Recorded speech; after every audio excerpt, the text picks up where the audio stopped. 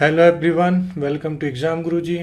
मैं हूं प्रोफेसर समन्वय छारिया और आज हम लोग देख रहे हैं इंडियन पिनल कोड 1860 में आज हम बात कर रहे हैं किसी प्राइवेट डिफेंस के बारे में। ठीक है, किसके बारे में बात कर रहे हैं हम लोग? प्राइवेट डिफेंस के बारे में बात कर रहे हैं। इससे पहले भी आप देखेंगे, अगर इसी प्लेलिस्ट को अगर आप देखेंगे तो 2 वीडियोस और आपको मिल जाएंगे। लेकिन पहला वाला जो वीडियो था वो कॉन्सेप्ट ऑफ प्राइवेट डिफेंस को लेकर था। फर्स्ट वाले पार्ट मैंने आपसे किसकी बात की थी? कॉन्सेप्ट के बारे में आपसे बात की थी। ठीक है, सेकेंड वाले वीडियो में मैंने आपसे प्राइवेट डिफेंस की तो बात की थी, लेकिन वो किससे रिलेटेड? तो मैंने आपसे कहा था कि ह्यूमन बॉडी से रिलेटेड जो ऑफेंस थे उसमें राइट टू प्राइवेट डिफेंस के बारे में हमने आपसे बात की थी। आज के वीडियो में मैं आपसे बात कर रहा हूं कि राइट टू प्राइवेट डिफेंस जो होगा वो ऑफ द प्रॉपर्टी या ऑफेंस, जो प्रॉपर्टी से रिलेटेड जो ऑफेंस है या ऑफेंस जो प्रॉपर्टी से रिलेटेड ऑफेंस है, संपत्ति के संबंध में अपराध है, उनसे रिलेटेड क्या क्या प्रोविजन है, तो वो यहाँ पर आप देखेंगे सेक्शन 103 से लेकर सेक्शन 105 तक के प्रोविजन आपको उसमें मिल जाएंगे। धारा 103 से लेकर 105 तक के प्रोविजन आपको वहां पर मिल जाएंगे। ठीक है, तो चलिए बात करते हैं यहाँ पर। तो सबसे पहले ध्यान दीजिएगा, मैंने आपको पहले भी कहा था कि सबसे पहले 2 तरीके के ऑफेंस होते हैं यहाँ पर जिनमें राइट टू प्राइवेट डिफेंस होता है। ठीक है, एक सबसे पहले बॉडी, और बॉडी में भी किसकी? ह्यूमन बॉडी, मानव शरीर के विरुद्ध अपराध। और दूसरा संपत्ति की बात कर दी गई है। संपत्ति के संबंध में विरोध, दोनों प्रकार की, मूवेबल और इनमूवेबल प्रॉपर्टी, दोनों तरीके की बात कर दी गई। तो हम प्रॉपर्टी से रिलेटेड ऑफेंस तो सारे पढ़ चुके हैं। आज हमें यह पढ़ना है कि प्रॉपर्टी से रिलेटेड ऑफेंस में किसी भी पर्सन को जो राइट टू प्राइवेट डिफेंस होता है वो किसी भी पर्सन की डेथ कॉज करने तक कब होता है। तो इसके जो प्रोविजन आपको मिलेंगे वो कहाँ मिलेंगे? सेक्शन 103 में आपको मिलेंगे कि राइट टू प्राइवेट डिफेंस में जो कॉज करने तक का डेथ है, डेथ करने तक का जो राइट है वो 103 में मिलेगा। ये जो कॉजिंग एनी हार्म, डेथ के अलावा कोई अदर करने का जो है वो कहाँ मिलेगा? आपको सेक्शन 104 में मिलेगा। और कमिटमेंट और कंटिन्यूएंस की जब हम लोग बात करते हैं तो इसके प्रोविजन आपको कहाँ मिलेंगे? सेक्शन 105 में मिलेंगे। बात समझ में आई आपको? तो इन 3 प्रोविजन के तहत हमें क्या पढ़ना है? राइट टू प्राइवेट डिफेंस पढ़ना है। किसके रिगार्डिंग? प्रॉपर्टी से रिगार्डिंग, संपत्ति के संबंध में। ठीक है, किसके संबंध में? संपत्ति के संबंध में यहाँ पर हमको पढ़ना है। बात समझ में आपको? चलिए आगे देखेंगे। तो आगे देखेंगे तो injury in right to private defence. देखिए, इंजरी मतलब होता है क्षति, अपहानि। क्या होती है? क्षति, अपहानि, कोई लॉस करना।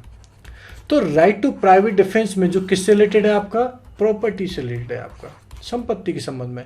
तो उसमें इंजरी कितनी की जा सकती है? तो उसके इंजरी में बता दिया, एक मैक्सिमम इंजरी होगी, इसका मतलब होता है कि अधिकतम क्या इंजरी आप कर सकते हो। दूसरा आपको बता दिया कि मिनिमम क्या इंजरी आप कर सकते हो, कम से कम या न्यूनतम, कम से कम या न्यूनतम भी इसको कहते हैं। ठीक है, कम से कम या न्यूनतम भी आप कहते हैं। तो देखेंगे कि अगर मैक्सिमम इंजरी की बात करें तो क्या किया जा सकता है? डेथ की जा सकती है, मृत्यु की जा सकती है। क्या की जा सकती है? डेथ की जा सकती है, मृत्यु की जा सकती है। और अगर मैं मिनिमम इंजरी की बात करूं तो क्या कहलाता है? अदर देन डेथ कहलाता है, मृत्यु के अलावा। मृत्यु के अलावा बाकी सारी इंजरी भी यहाँ पर की जा सकती है। कहने का मतलब है यहाँ पर कि एक मैक्सिमम इंजरी होगी जिसमें आप किसी पर्सन की डेथ भी कर सकते हो, और एक दूसरी इंजरी जो मिनिमम इंजरी है वो डेथ के अलावा बाकी सारी चीज़ें भी आप कर सकते हो। तो इससे जो डेथ कॉज करने का राइट आपको मिलेगा सेक्शन 103 में मिलेगा, और अदर देन डेथ से रिलेटेड जो प्रोविजन मिलेगा वो सेक्शन 104 में मिलेगा आपको। राइट, चलिए, you got my point? Okay, then आगे बढ़ते हैं हम लोग। तो सेक्शन 103 आपसे कहता है, क्या कहता है? सेक्शन 103 को अगर आप देखेंगे तो कहता है कि section 103 provide that when the right of private defence of property extend to causing death. देखिए, ध्यान से समझने वाली बात यहाँ पर है कि अगर आप यहाँ पर स्टडी करेंगे, अगर आप यहाँ पर पढ़ाई करेंगे तो आपको ये बात यहाँ समझ में आएगी। क्या बात समझ में आएगी? कि अगर मैं ऑफेंस अगेंस्ट ह्यूमन बॉडी की बात करूं तो वहां पर ऑफेंस अगेंस्ट ह्यूमन बॉडी में सारे के सारे ऑफेंस के अगेंस्ट आपको राइट टू प्राइवेट डिफेंस था। लेकिन अगर मैं प्रॉपर्टी से रिलेटेड बात करूं, आपसे संपत्ति के संबंध में बात करूं, तो अगर आप देखेंगे सेक्शन 97 को तो वहां कुछ प्रोविजंस आपको एक्सप्रेसली कुछ ऑफेंस बता दिए गए हैं। सेक्शन 97 का जो प्रोविजन है, 97 धारा 97 का जो प्रावधान है उसमें कुछ ऑफेंस स्पेसिफाई कर दिए गए हैं, कुछ ऑफेंस मेंशन किए गए हैं। केवल उन्हीं ऑफेंस में आप क्या कर सकते हो? केवल उन्हीं ऑफेंस में राइट टू प्राइवेट डिफेंस है आपका प्रॉपर्टी से रिलेटेड राइट में। ठीक है, प्रॉपर्टी से रिलेटेड ऑफेंस में। तो ये सारी बात है। तो वही बात सेम टू सेम यहाँ सेक्शन 99 के आपको लिमिटेशन का वायलेशन नहीं करना है आपको, है ना। तो सेक्शन 103 क्या कहता है यहाँ पर, इसका जो एक्सटेंशन है वो वॉलेंट्री कॉजिंग ऑफ डेथ, ठीक है, किसी व्यक्ति की मृत्यु कारित करने तक है, बशर्ते कंडीशन कौन सी होना चाहिए, जो सेक्शन 103 में आपको बता दी गई है, ठीक है। कहने का मतलब है कि भारतीय दंड संहिता जो आईपीसी आपका, उसका सेक्शन 103 जो है आपका, वो आपको क्या बताता है, उन परिस्थितियों को बताता है या उन एक इन्फरेंस ड्रॉ करता है उन सर्कमस्टेंसेस के लिए, उन परिस्थितियों की ओर अनुमान इंगित करता है जिनमें संपत्ति के प्रतिकूल व्यक्तिगत प्रतिरक्षा के अधिकार का उपयोग करते हुए हमलावर की मृत्यु तक कारित की जा सकती है, ठीक है। अब वो कौन कौन सी चीज़ें हैं, तो हम लोग देखते हैं। सबसे पहले रॉबरी को हम लोग कहते हैं लूट एक ऐसा ऑफेंस है जिसमें आप क्या कर सकते हो, हमलावर की मृत्यु कारित कर सकते हो, उसकी डेथ कॉज कर सकते हो, ठीक है। सेकंड अगर आप देखेंगे हाउस ब्रेकिंग, दूसरा क्या मिलेगा, हाउस ब्रेकिंग इन नाइट, रात्रि में अगर आप हाउस ब्रेकिंग करते हैं तो भी आपको यहाँ पर उस पर्सन की मृत्यु कारित करने का अधिकार है। तीसरा अगर आप देखेंगे तो उन्होंने मिस्चीफ की बात की, रिष्टी की बात की। मिस्चीफ का ऑफेंस बाय फायर कमिटिंग, अग्नि द्वारा रिष्टी, जरा ध्यान देना, मिस्चीफ अकेला नहीं है यहाँ पर। अगर मिस्चीफ कैसा होगा, अग्नि द्वारा होगा, फायर द्वारा कमिटेड अगर किया जाएगा तो यहाँ पर माना जाएगा, ठीक है। और ना बिल्डिंग, ठीक है, टेंट और वेसल, जरा ध्यान रखना, किसी भी मकान पर, बिल्डिंग पर, टेंट पर, ठीक है, टेंट पर और वेसल पर, किसी जलयान पर, ठीक है, विच बिल्डिंग, टेंट और vessel is use to a human dwelling, जो मानव निवास के लिए उपयोग में आ जाता है, और as a place for the custody of property, और ऐसा कोई स्थान जो उसकी कस्टडी, किसी प्रॉपर्टी की कस्टडी के लिए रखा रहता है, जैसे गोडाउन वगैरह आपके हो जाते हैं, तो वहाँ पर अगर कोई मिस्चीफ बाय फायर होता है, अग्नि द्वारा अगर रिष्टी होती, तो ऐसे केस में आप क्या कर सकते हो, राइट टू प्राइवेट डिफेंस जो आपको है वो उस पर्सन की डेथ कॉज करने तक है, मृत्यु कारित करने तक है, ठीक है। तो ये बात होगी आपकी।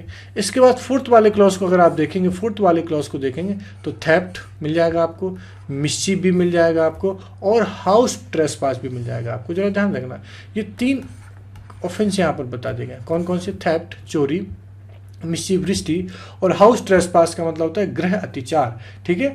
अंडर सच सर्कमस्टेंसेस, ऐसी परिस्थितियों में, as may reasonable cause apprehension that death or grievous hurt will be the consequences of such right or private defence is not exercised, ठीक है। कहने का मतलब बहुत सीधा है, कहने का मतलब क्या, बहुत सीधा है कि थेफ्ट और मिस्चीफ और हाउस ट्रेसपास में अगर लगता है कि कोई व्यक्ति, एक ऐसा एप्रीहेंशन है, एक युक्त आशंका है कि उसकी मृत्यु कारित हो सकती है, ऐसे मामले में अगर उसकी मृत्यु कारित हो सकती है, ठीक है, तो यहाँ पर वो क्या किया जा सकता है, यहाँ पर अगर इस तरीके से लगता है तो उस पर्सन का जो राइट टू प्राइवेट डिफेंस होगा, जो उसकी प्रतिरक्षा का अधिकार होगा, वो कहाँ तक एक्सटेंड किया जा सकता है, डेथ तक, मृत्यु तक एक्सटेंड किया जा सकता है। बात समझ में आई आपको। तो ये तो बात हो गई आपके फोर्थ क्लॉज की, ठीक है। तो ये सारे के सारे राइट आपको क्या बताती हैं, ये सारे के सारे ऑफेंस आपको बताते हैं, ये सारे के सारे जो ऑफेंस आपको बता दिए गए, ये सारे के सारे ऑफेंस जो आपको बता दिए गए हैं, ये सभी के सभी में क्या है, आपको जो आक्रमण करता है, जो विक्टिम है, विक्टिम को यहाँ पर क्या है, किसी पर्सन की डेथ कॉज करने का राइट है, उस पर्सन की जो हमलावर होता है, जो इस तरीके का कोई ऑफेंस यहाँ पर करता है। अब इसके साथ साथ अगर आप देखेंगे तो सेक्शन 104 भी आपको मिलता है। सेक्शन 104 आपसे कहता है कि when such right to cause any harm other than death, ठीक है, मिनिमम इंजरी की बात करता है। ये राइट टू प्राइवेट डिफेंस में जो ऑफेंस प्रॉपर्टी से रिलेटेड ऑफेंस है, उसमें मिनिमम इंजरी की बात करता है, मिनिमम क्षति की बात करता है, न्यूनतम क्षति की बात करता है, ठीक है। तो उन्होंने बहुत क्लियर कह दिया क्या क्लियर कह दिया उन्होंने कि the offence the committing of which or attempt to commit which occasion at the exercise of the right to private defence be theft, mischief or criminal trespass, ठीक है, criminal trespass not of any of the description, ठीक है, enumerated in the last preceding section. कहने का मतलब है कि जो सेक्शन 103 में जो ऑफेंस बता दिए गए, उनके अलावा अगर किसी भी प्रकार के कोई चोरी होती है, रिष्टी होती है, या आपराधिक अत्याचार होता है, थेफ्ट होता है, मिसचीफ होता है, क्रिमिनल ट्रेसपास होता है, तो उसमें आप क्या कर सकते हो, डेथ के अलावा और कोई सी भी इंजरी कर सकते हो, और डेथ के अलावा और कोई भी इंजरी कर सकते हो। तो बेसिकली सेक्शन 104 जो है वो मिनिमम इंजरी की बात करता है, कम से कम या न्यूनतम क्षति की बात यहाँ पर आपसे करता है, ठीक है। तो देखेंगे यहाँ पर, तो ये तो बात हो गई किसकी, आपकी सेक्शन 104 की। अब 104 के बाद मिलेगा हमें सेक्शन 105। सेक्शन 105 थोड़ा सा आईएमपी यहाँ पर है, क्यों, क्योंकि 105 अक्सर इस्तेमाल किया जाता है। कैसे, मैं आपको बता देता हूँ। सेक्शन 105 को देखेंगे। सेक्शन 105 आपसे कहता है, वो ध्यान समझना, कि commitment and continuance of the right of private defence of property. Commitment and continuance, ठीक है, commitment and continuance of the right of private defence of the property. किसी संपत्ति का राइट टू प्राइवेट डिफेंस कब तक बना रहता है, कब तक नहीं बना रहता है, ठीक है। तो right of private defence of the property commence when a reasonable apprehension of danger. जरा ध्यान रखना, रीजनेबल एप्रीहेंशन ऑफ डेंजर कहने का मतलब है कि जब युक्तियुक्त आशंका, खतरे की युक्तियुक्त आशंका पैदा होती है, ठीक है, और कब तक बना रहता है, तो ये कंटिन्यूएंस की बात की, continuance till the offender has affected his retreat with the property. जब तक ऐसी आशंका बनी रहती है तब तक यहाँ पर माना जाता है, ठीक है, तब तक यहाँ पर माना जाता है। अब इसको इंडिविजुअली भी यहाँ पर बता दिया गया है, ठीक है, इंडिविजुअली भी यहाँ पर बता दिया है। कैसे तो उन्होंने कहा है कि सेक्शन 105 संपत्ति की प्राइवेट प्रतिरक्षा का अधिकार कब प्रारंभ होता है, कब तक बना रहता है, इसके बारे में बताती है। तो राइट टू प्राइवेट डिफेंस जो है वो प्रारंभ होता है, वो स्टार्ट होता है, वो कमिटमेंट की जहां पर बात की गई, जब तक ऐसा एप्रीहेंशन प्रारंभ ना हो जाए, ऐसा डेंजर, और संपत्ति का स्वामी, प्रॉपर्टी का जो ओनर है, लोक प्राधिकारियों की सहायता का आवेदन नहीं कर सकता, ठीक है। चोरी के विरुद्ध संपत्ति की प्राइवेट प्रतिरक्षा का अधिकार तब तक बना रहता है, तब तक बना रहता है। देखिए, रॉबरी, चोरी, इन सब के बारे में अलग अलग बता दिया गया है, कब तक बना रहता है, जब तक अपराधी संपत्ति सहित पहुंच से बाहर नहीं निकल जाता।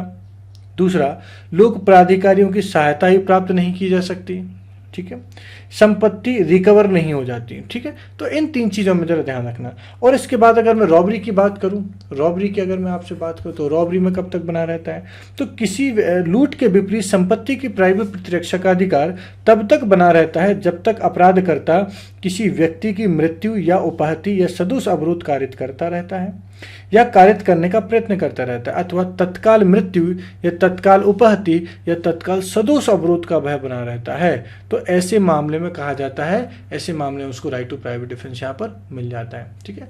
अब आगे अगर आप देखेंगे तो थर्ड वाला क्लॉज आपसे कहता है the right of private defence of property against criminal trespass और मिसचीफ।